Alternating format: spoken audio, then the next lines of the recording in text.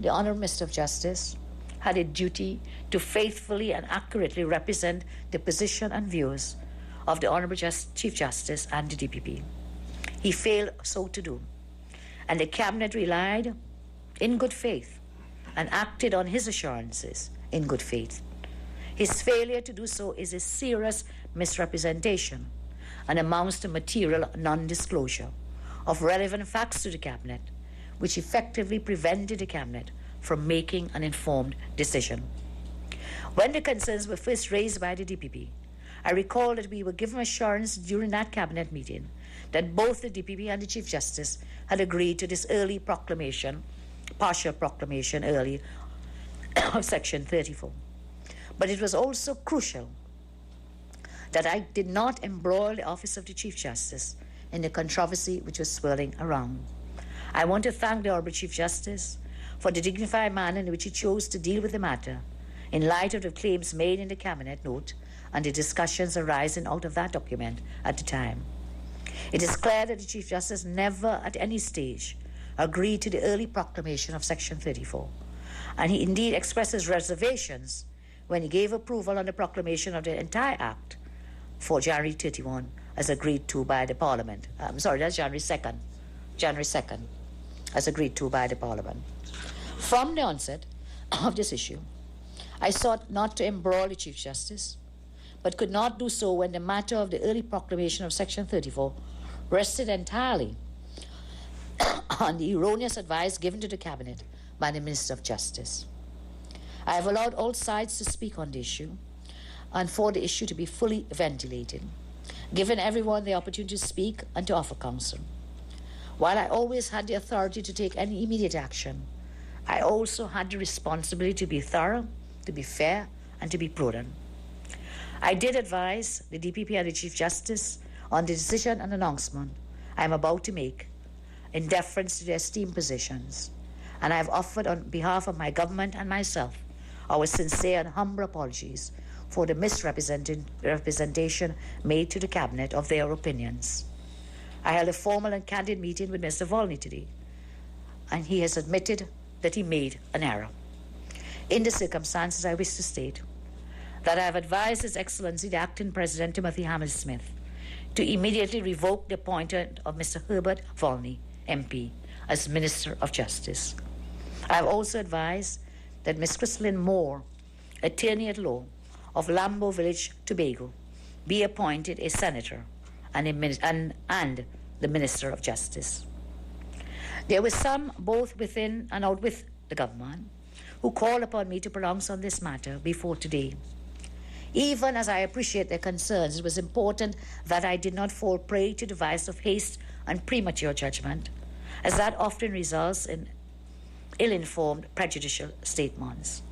I therefore avoided making any rash or hasty statements, which could have been used against the people and the state by accused persons in a court of law.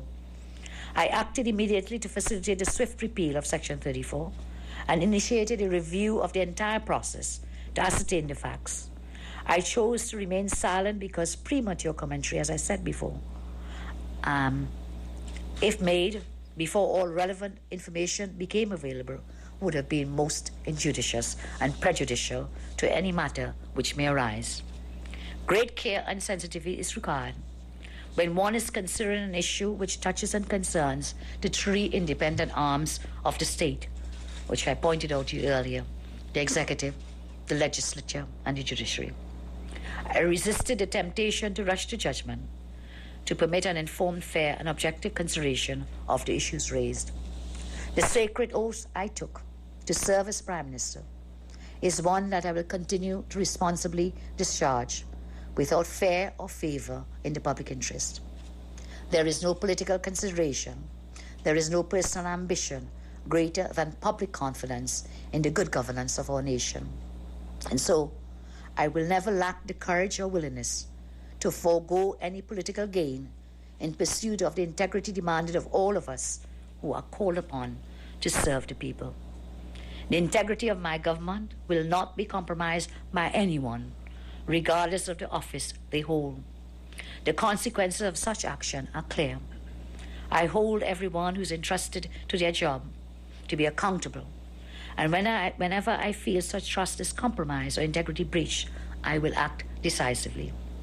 In past administrations, too many times, too many things were overlooked or swept under the carpet because it might have been politically self-serving to have done so. But I would rather fall on my own political sword than choose to ignore or excuse such failings. Whether it is non-performance or breach of trust, I will not shirk in my responsibility to the people of our nation. Neither will I ever be rushed into making rash and imprudent decisions to satisfy anyone's agenda. In recent days, we have witnessed a level of political consciousness and sensitivity which heartened me as a leader of a democratic state. Public apathy and indifference would have been indications of jaundiced democracy and lukewarm patriotism. Your marches, your comments, and blogs are all positive indicators of the people's political health. I have listened to the voices of the man on the street and the utterances of learned professionals from the respective platforms, and I understand some of the sources of confusion. And while I may not agree with all of the sentiments and views expressed, I embrace the debate and demonstration. It is your constitutional right to do so, and we welcome those who feel so passionately about the state of the nation and its future.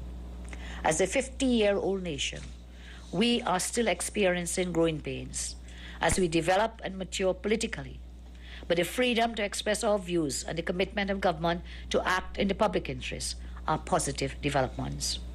True to our word and election promise, my administration has been active in the area of justice reform and has proceeded on the basis of parliamentary consensus and public support. Let these circumstances give us all a measure of assurance that our democracy is strong, that right will also rise above wrong, that there is in place a leadership that will never allow injustice to prevail. There is no room for arrogance or deceit or dishonesty. And no matter how many times it takes to remove it, I will continue to do so. Trinidad and Tobago is stronger, in my respectful view, for this, as it demonstrates that the same old way of governing is changing simply because tough decisions on integrity and performance are being made all the time. In the past, there was a general acceptance of things just the way things were in Trinidad and Tobago. Today, the status quo has certainly changed. Public expectation has changed. There is a new level of accountability and assurance that something will be done. This is the shift we can take solace from, even as we face up to the challenges before us. A few years ago, the people demanded the course of the nation be changed. They called for a new direction. Today, you can feel confident that the historic tolerance for wrongdoing is over. To the people of Trinidad and Tobago, to His Excellency the President of Trinidad and Tobago, to the Parliament of the Republic of Trinidad and Tobago, to the Chief Justice and to the Director of Public Prosecutions, on behalf of my government and on my own behalf, I express sincerest apology. I am strengthened by the experience, firmer in my resolve to stay the course of changing the society for the better and humbled service that has come. Further, I am humbled by the advice, the support, and encouragement we have received from so many. As I said, this experience will surely work to make each of us a better and stronger person as we continue to serve the people of Trinidad and Tobago. May God continue to bless you all, and may God continue to bless the great nation, Trinidad and Tobago. I thank you very much.